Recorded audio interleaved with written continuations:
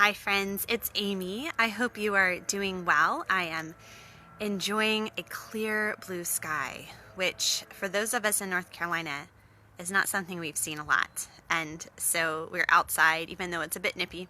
I'm outside on my porch. But I wanted to come on and talk to you about 4 new to me books that I am so excited about. So I love poems and poetry. I do the Year of Memory work. Every week you can get a video with a poetry recitation and printable. We incorporate poetry memory and poetry reading throughout our family life. It's just something we love. And I wanted to collect a huge list of some of our favorites, but I've also found some new to me books that I'm so excited to add to our family's rotation. And I wanted to show this to you. So I'm going to try. I think I can flip the camera around in the middle of the video and show you some of these titles. So let's see. It works. Okay, so this is called Jabberwocking. And I'm sure you're familiar with the poem Jabberwocker. In fact, I think that's either this week or next week's Year of Memory work poem. It's one of our family's favorites. This is written by the Poet Laureate of the United States from 2015 to 2017. It was the first Mexican-American Poet Laureate.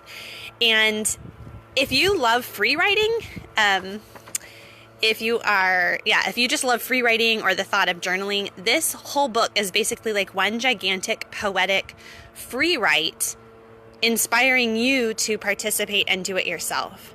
So each chapter includes some sort of hints and tricks about writing poetry, poetic thoughts, as well as like sketches. It is just so fantastic. I'm actually really excited to share this, especially with my middle schooler and high schooler. I think that this will be something fun that will really spark their own creativity and their own writing. So this is something new to us, and I'm very excited. The next book I shared on my Instagram stories a little bit yesterday. I had no idea what to expect when I put this book on hold at the library. I want to try to turn this on its side so you can see how thick it is. First of all, I didn't know it would be so large. I mean, that's my hand. It's large.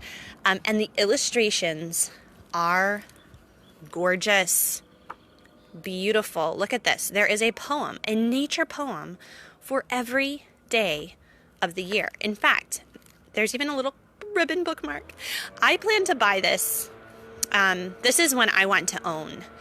And this is just gorgeous. I can imagine using this in your morning time or in your like pre-nap time reading or just rest time, or even like as a family, one poem every night at the dinner table. Wouldn't that be so fun and delightful and perfect to go along with nature journaling? Or you'll see each month has the list of the poems, and all the illustrations, of course, go along with things you would see in that month. So excited about this book.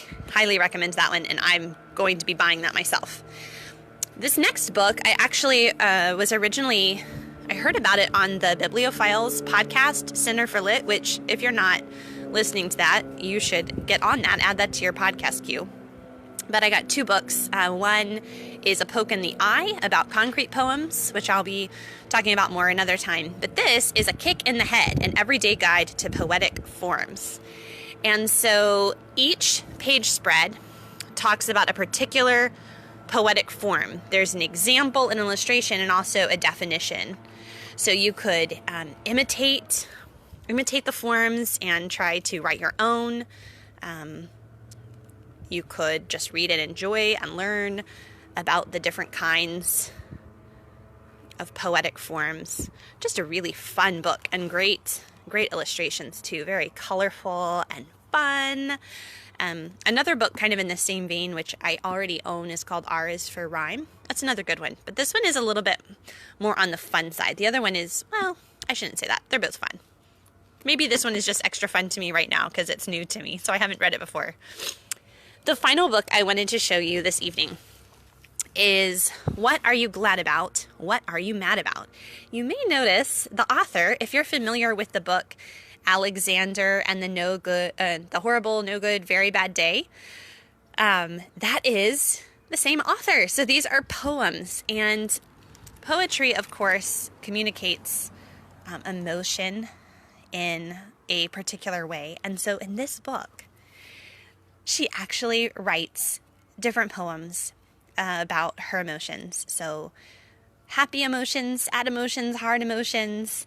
I love this. Songs of the seasons, mysteries, family, friends. And I just love the thought of this title, and just knowing the other books by Judith Viorst. Is that how you pronounce her last name? I'm super excited to share this with the kids. So those are the 4 new to me titles that I wanted to make sure to share with you today. And make sure you keep an eye out. Make sure you're subscribed to my email list, or checking back on the blog, or getting your notifications here. Because right now, I think I have, my last count was maybe around 60 poetry books, essential poetry books. They're all essential. Maybe not essential. They're all fantastic, though, that I wanted to recommend. And I'm not even including like Shakespeare stuff. I'm going to have to do a whole nother thing for Shakespeare, because of course his birthday's coming up in April. But I thought I would keep that for a whole nother post, because this list is already crazy long and unwieldy. But I would love to hear what your thoughts are about poetry. If you have any favorite poetry books that you've read with your children, or you yourself as a grown-up, because my list has a few for the adults in the room as well. And if you have any questions about incorporating poetry, or if it feels too hard or too scary, or if you've had a negative experience, just what are your thoughts about poetry? And I will talk to you all later.